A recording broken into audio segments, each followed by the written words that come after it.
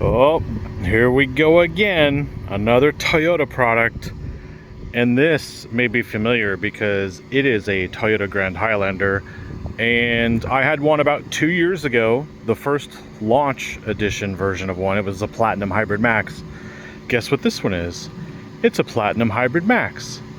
That first video I did on it, if anybody watched it, which nobody did, I'll tell you this, I did not like it. I wanted to like it, and I didn't like it. It had a few flaws. This one, however, I'm telling you, they've done something different. They won't admit, they won't confirm or deny that they've done anything to change it. But we do know that in October to December, somewhere around there of 2024, they actually stopped production of these vehicles and made some tweaks. The only documented tweak is the driver's side curtain airbag. Somehow it got flagged by the feds for actually not operating properly when the driver's window's down. So they apparently fixed it, but I think they tweaked the suspension. So this here is obviously the fully loaded version. I'll show you the window sticker in a second. Last week I drove the Lexus TX 500H, and funny enough, the Lexus rode like crap, which the first iteration of the Grand Highlander drove like crap, so I wasn't surprised. And to be honest, when this was on my list, I was so disappointed because of the previous experience. I was going to tell them, scratch it, I don't want it, kill it, get rid of it, I'll go without a car for the week. But I decided to give it a second chance, and here it is. And let me tell you, this is the 1990s, mid-90s version of a Toyota Camry. It is pretty impressive, except for the price tag, but we'll get over that in a second. The Lexus TX still has all the flaws from the first Grand Highlander that I drove. This is much better. This is 20 grand less than the Lexus TX 500H that I just drove, so you will be interested in this. This also looks better than that fugly TX, and I'm very disappointed in that because I thought the TX was brought here to get rid of the RX, which is based on a Highlander, and this is the Grand Highlander, which is based on the Highlander, but the third row. And I want to get right to that. So yes, it's on Yokohama Geolanders. I had these on my 2000 Mitsubishi Montero back in the day. These are not the same as the Continentals that came on the Lexus TX, which is interesting. So you could do a four-wheel power slide in this thing, better than the Lexus, but the Lexus had rear-wheel steering and this does not. So I wish this had rear-wheel steering and the Contis, but it doesn't really need it because we'll get to the drive in a second. First though, we will go straight to the back. From a distance, if you came up on it real fast, or if you just like glanced like this, you'd be like, oh, is that an X7? Is that a BMW X7? You see the X7 yet? It's an X7. Look at that, X7. Oh my God. But no, it's a Toyota Grand Highlander. The biggest problem I have here is it's Japanese, but made in America, and you could tell it's made for the American market because it's just got badges, nonsense badges, Hybrid Max, Platinum. It doesn't need that. And the funny thing is, Ford, which is an American product, more American than this, they don't do many of the stupid badging anymore that they used to back in the 90s. Think of this as the Eddie Bauer edition Toyota. And they used Grand Highlander, sort of like the Jeep Grand Wagoneer. I'm not really digging the Grand. It makes it seem old and dated, you know, like a grandparent. It doesn't make it seem sensible or smart or logical or like the best solution. So the name really sucks.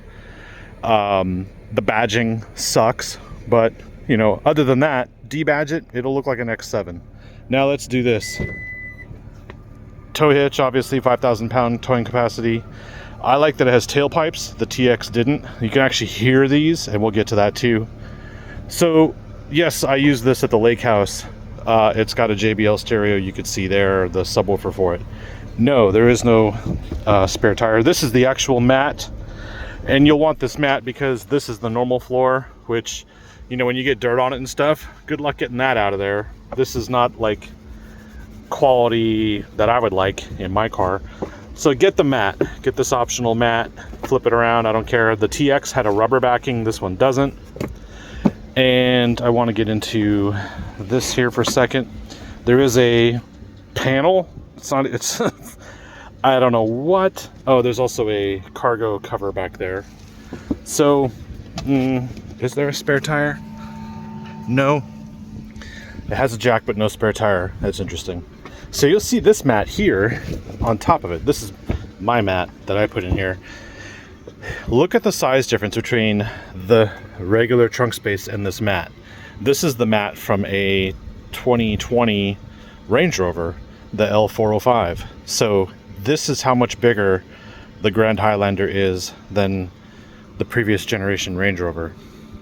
I thought you'd like to see that. So yeah, there's plenty of space here. Cup holders galore and USB ports, yada yada. Third row comes up, but not powered. So there's no, you gotta pull the straps and all that.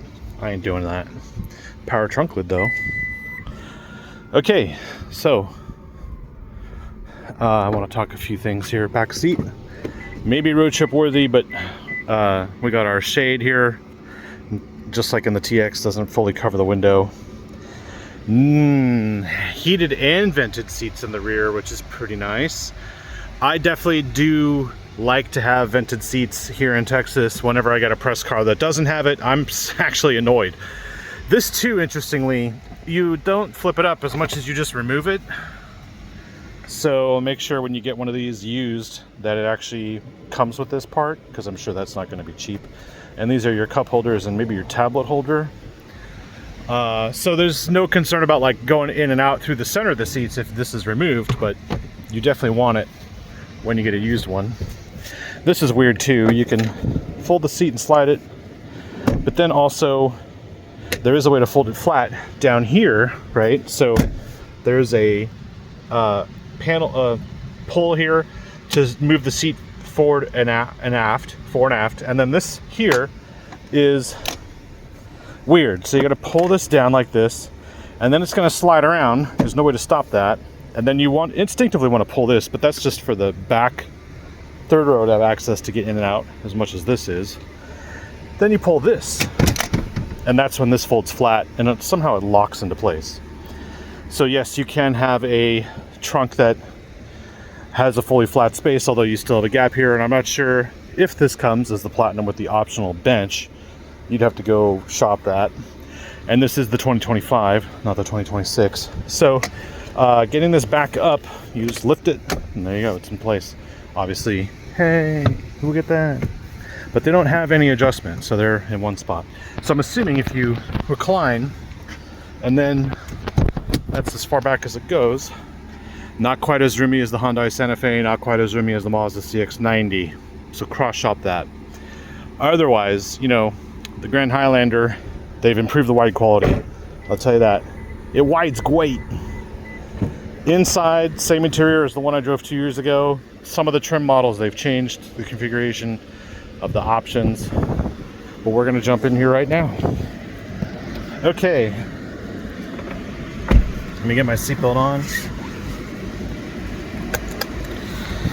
There we go. Turn that down. Okay, I diverted from my normal reviewing area, my reviewing center, and I came to a Doug DeMuro-esque parking lot of a school because I want to show you something. Let's put this in drive. It's the hybrid mode, obviously, like, I have no control over here because I have Eco and Sport, but I really don't have like auto stop start defeat or anything else like that. It's just, it is what it is. Let's go over this curb a little bit and turn around. Yep, has no problem. No funky noises from the roof or anything when you go off-road a little bit. In this case, just a curb. But I want to go this way, and then I want to make a turn. Because you see that car over there? You see that little SUV thing? This is what drives me nuts out here. And you can tell these people aren't from Texas. They came here to Texas from somewhere else, and they drive like they still live from where they came from. It could be California, I don't know. But they also drive like they're still driving a little hatchback or a little sports car, but they're not. They're in a CUV/SUV. And what drives me crazy more than anything are the way these people drive over speed bumps. And by these people, I mean everybody. That's you watching this video. It's your friends. It's your neighbors. Everybody. That speed bump does not make a difference to slow down for. But everyone goes from 30 miles an hour down here, and then they go to 2 miles an hour to go over a speed bump. And the funny part is they do it in their F-150. They do it in their Jeep Wrangler. It's the dumbest thing ever, because you got an SUV, you bought a CUV, you swallowed the pill so that you could go over these terrible roads. And what do you do when you get to a speed bump? You slow down. It makes no sense. So let me show you how it's done. We're gonna go to 22 miles an hour. See, you just drive over it. That's what this Highlander, Grand Highlander, and your Highlander, and your CRV, and all of your other SUV nonsense, 30. Look at that, 30 miles an hour over that speed bump. There is no need to slow down for speed bumps in your SUV, CUV / truck. Don't do it. It actually reduces the quality of the ride, and I'll show you that. We'll go make a U-turn right now. Yes, this is all-wheel drive, you can see there. Okay. So we're gonna do these speed bumps again. We're gonna do 30. Well, we did 30. Let's do 30 on the first one. 31, 30, 32, whatever. Look at that. Why are you slowing down for this crap? Speed bumps don't exist when you drive this Grand Highlander. Okay, now let's go down. Let's say you're behind an idiot. Okay, here we are, 8. Oh my God. Now why? Why would you slow down for that? Why would you do that to yourself? You know, it makes no sense in my mind. So that's why I don't slow down for speed bumps anymore. You don't have to in the Grand Highlander, that's for sure. So yes, I will tell you, I can tell you for certain that they've made some changes for the Grand Highlander. And maybe they were listening to people like me who were griping about the suspension. But I think if you do a Google search and you go Grand Highlander complaints, you'll notice that they mainly, see, he did it too. They mainly complain about the suspension. And some people actually put a lift kit on this thing, which you don't need anymore. Watch, here we go. Here's another speed bump. Flawless. All right, let's roll the windows up, get the AC going, close this massive sunroof, which, by the way, will close, but then only closes in the vented position, so you got to close it twice, which is weird. Anyway, I want you to hear this, because this is a 2.5 liter, 366 horsepower, electrically assisted.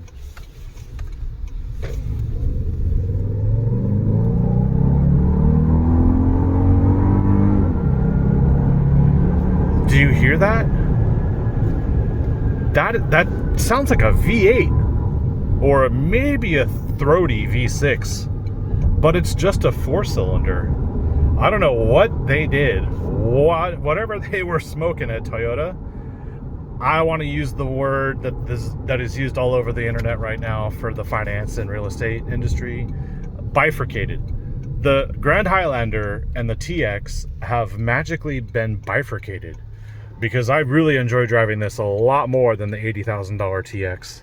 And this is why, because I don't have to care, and it's not ugly, and it's just comfortable. And I'm not saying comfortable is in like my cabin in the woods living room, but I'm still saying it's like, yeah, let's get in, let's go.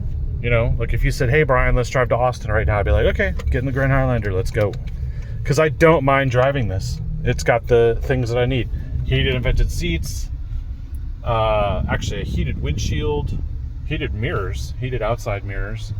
It has the same stupid S vent thing that the TX had, which is automatic. It knows if you open the rear doors that the rear air needs to be on. Otherwise, if you get in the car without opening the rear door, it stays to the driver, which I think is the worst feature here, because in Texas right now it's 99 degrees out. I want the whole car cooled down, not just my space. So this is a big car to cool down. Don't worry, I'm looking forward. You're not, but I am. See, look at that. Anyway, the Grand Highlander has been scratched off my worst cars I've ever driven playlist. If you ever pay attention to my channel or subscribe, you should. If you ever like or even just dislike my videos, that's great. Do that. Like them, dislike them, whatever. But you need to know that it feels like Toyota has listened And rather than just scratching this off my list and dismissing it, I have given it another chance, and it was worth it. So if you were on the fence or just decided, hey, you know, Brian's always right, let's just skip that and do something else, I'll tell you that this version, which has 366 horsepower combined between the electric and the gas motors, here we go, 31 miles an hour, speed bump, flawless. Don't need to slow down for crap, because maybe that stop sign, which is useless, stop sign for a curve, whatever. Anyway, this is what I'm getting at. Unless you're driving a Civic or a Challenger, you know, you don't need to worry about speed bumps. And so all these people driving these cars, these SUVs, these trucks, whatever, it's like, get on with life and go. Like, go, you know? And you couldn't do that, I would think, in the 2024 or the first version of this when it came out, before they made these tweaks. You couldn't do this. Right? See what he's doing? Now, that's a sedan, so granted, like, that's, you know, that's, you should be doing that with the suspension travel and everything. But then watch how worse this is for me. Oh my God. Why? You know? Unless I'm behind him, I'm not slowing down for this crap anymore, okay? And I can do that here. So there you go. It reminds me of a 90s Camry, which is a good thing. And I want to show you the window sticker. I also want to show you, you've probably seen a lot of videos on these cars anyway, it doesn't matter. This is pretty deep. I wish there was a cool box option. I like that there's a space here for your stuff, especially on a road trip. You know, you throw your just random items there. You couldn't do that in the TX because that doesn't exist. Also, the TX had horrific air vents that were even lower and would blow right at your cup holder and cool your coffee down. So they haven't just like taken the template from the TX or from this and put it back and forth or vice versa. This is actually a different interior to the TX here in this Grand Highlander. And I'm burning in here because, well, I should close the shade. Oops. There you go. What I also want to do is explain that these vents are smaller, but they're better placed. And I bitched about that a lot in the TX. It was because I never was happy with where the air was going in the TX, and I spent like every 5 minutes in that car driving, moving the air vents all over the place, and it was never comfortable. And for 80,000, there's no excuse, just not. But here, these vents are in a great spot. The interior feels good. It looks nice. And the price isn't that bad. I mean, it kind of is, but it isn't. So it's the Grand Highlander Platinum Hybrid Max. And there's a few options on here. The tow hitch is $930. And then we have the illuminated sills, which are nice. Mud guards that don't even notice. Wheel locks, it's anywhere. Crossbars, that's the roof rack thing.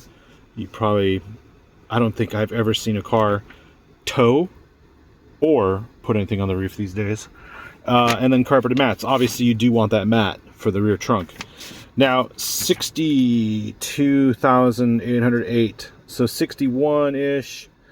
60. If you can get this out the door for 60, I think you're doing quite well. Although, I think the Mazda CX-90 inline 6 Turbo S is like 56,000. So you're paying a little bit more for this. And obviously the Hyundai Santa Fe as well, or even the Kia Telluride like that. And that guy actually went blasting over the speed bumps. I should have shown you. That was that's also like 47,000. So we're actually in the Grand Highlander pushing past those vehicles on the price. And the only reason why you would do it is for this 360 or 366 horsepower here, combined EV/gas. But I will say, in the week I've had this car, I've had to put gas in it 3 times. And you can see here, this is what drives me nuts, because it doesn't really make it ideal for a road trip. 14 miles of range. It has yet to tell me my fuel level is low. And I don't know why it would tell me at like 50 miles, hey, your fuel's low, you might want to consider getting some fuel now. So 14 miles, it's like, oh yeah, oh, oops. Like, they need to make a simple change, right? Just tell me at 50 instead of, I don't know, 14, wherever we're going to be. Maybe if I put it in drive, let's see how long it will take for it to kick in. 13 miles. Oh my gosh. I'm making a right. Maybe it came on already, I don't know. But there's still no low fuel warning on there at all, which is weird. You know, you'd expect a car that's kind of made for families and road trips.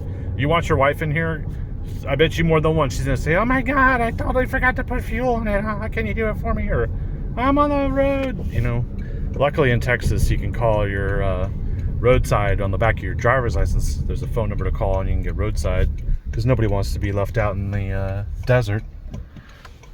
Some people deserve to be, but nobody should be. Anyway, I mean, that just sounds great. Sounds juicy and meaty. Nothing wrong with that at all. It's not grainy either. This thing's very smooth.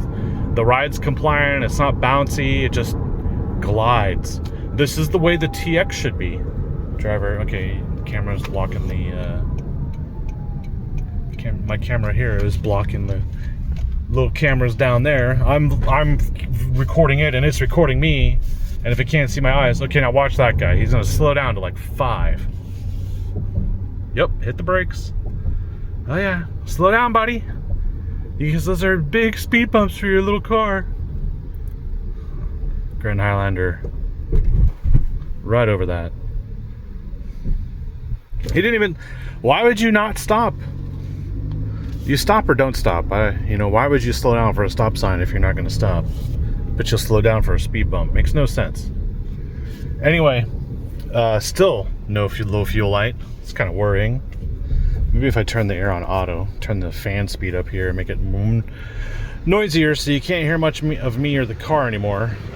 But either way, it'll blast some cold air, as you can tell. Here and back there. I almost find myself pacing. I've actually passed people on this speed bump before. What are you doing? Moron. Absolute moron. Why would you have a car like that and just not go right over the speed bumps? It doesn't make any sense. Anyway, yes, I'm a automotive journalist. I've been doing this for 10 years. And this drives me, this is the worst experience. Look at that. 7 miles an hour. What are you smoking? I would have been home by now. Anyway, thanks for watching. Like, subscribe, comment. Go look at the Grand Highlander, but look at the Santa Fe, look at the Telluride, look at the CX-90. There's probably others out there right now that's just off the top of my head I can't even think of. Yeah. Thanks for watching.